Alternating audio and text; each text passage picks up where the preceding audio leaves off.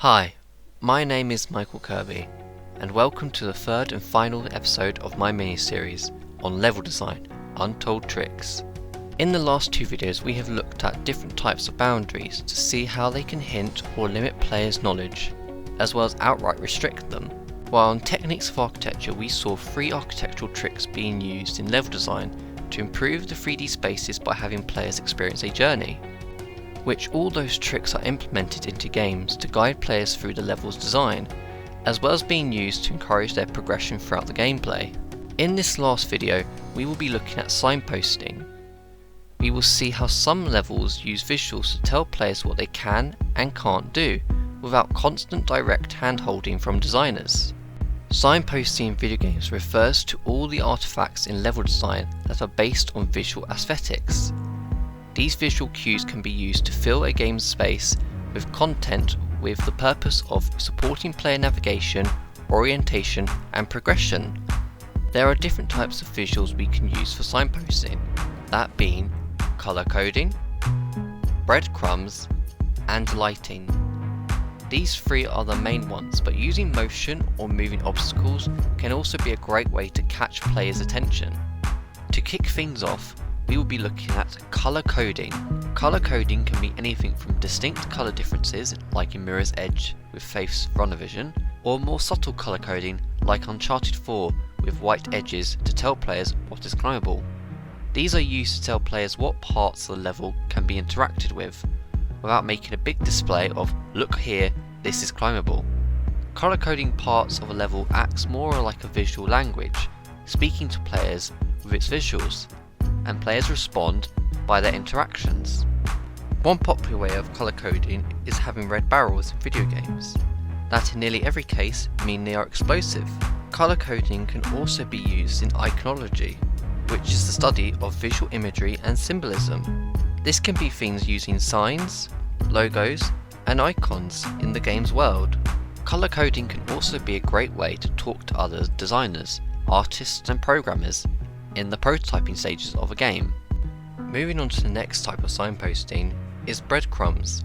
This trick is about leaving a trail that players can follow throughout the game or levels, which most, if not all players, would be familiar with the main way this trick is being used, that being through collectibles, which if you look at any 3D or 2D platformer, you can see them on full display.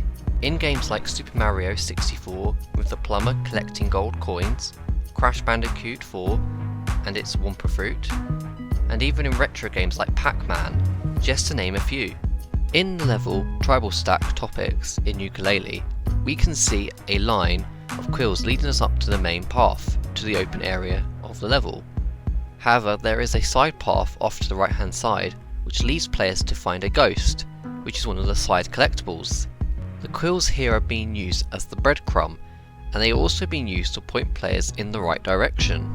Breadcrumbs in this game not only help with navigation and orientation through the game's levels, but also helps with progression, as if you collect an X amount of these collectibles, you can unlock new abilities and move forward with the overall game.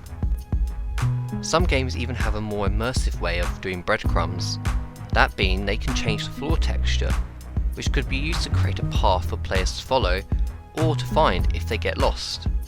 Waypoints are another visual way to have breadcrumbs, with the game's UI to help out and to point you in the right direction. However, this trick isn't just restricted to collectibles being used to guide or grab players' attention. Some games like Hitman 2 will have NPCs give hints to players if they are close enough to hear them. This is more of a vocal breadcrumb than a visual one.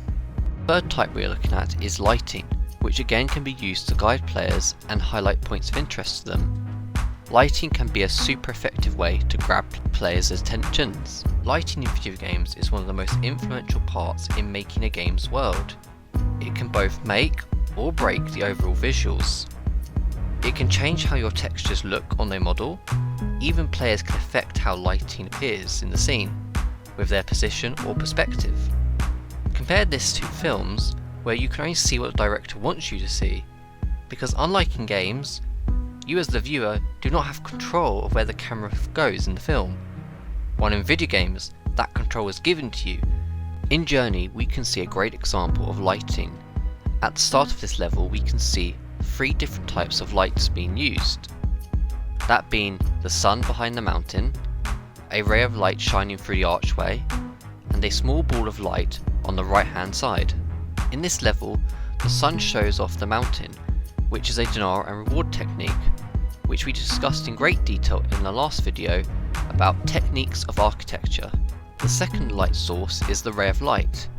Here it is highlighting the archway, signalling to players the place to reach to progress forward with the game, while the small ball of light is indicating a collectible, which is out of reach. This tells the player that the collectible is obtainable but will involve overcoming a challenge to get it.